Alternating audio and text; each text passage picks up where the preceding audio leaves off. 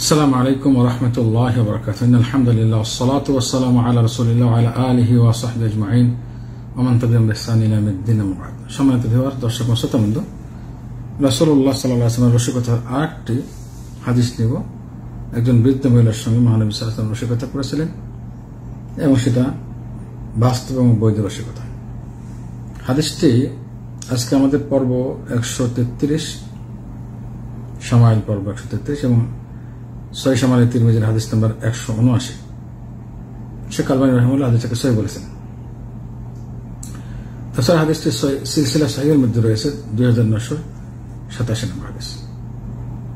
হাসান রাদিয়াল্লাহু তাআলা আনহু থেকে বর্ণিত, একবার একজন বৃদ্ধ মহিলা রাসূলুল্লাহ সাল্লাল্লাহু আলাইহি ওয়াসাল্লামের নিকটে এসে বলল, হে আল্লাহর রাসূল,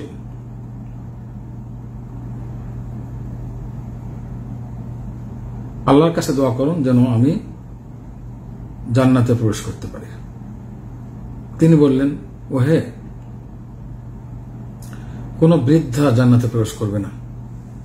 হাদিসের বর্ণনাকারী বলেন, তা শুনে সে কাঁদতে কাঁদতে চলে গেলেন। ওই মহিলাটি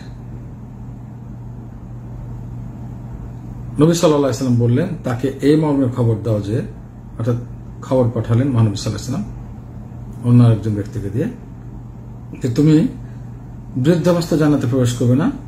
কারণ আল্লাহ তাআলা ইরশাদ করেন জান্নাতবাসী সম্পর্কে, আল্লাহ তাআলা বলেছেন, আমি তাদেরকে, অর্থাৎ জান্নাতবাসী মহিলাদেরকে এমনভাবে সৃষ্টি করেছে, বিশেষভাবে সৃষ্টি করেছে, তারা হলো তাদেরকে কুমারী করেছে, অর্থাৎ তাদের বয়স সমান থাকবে এবং স্বামীদের জন্য অনেক আসক্ত থাকবে।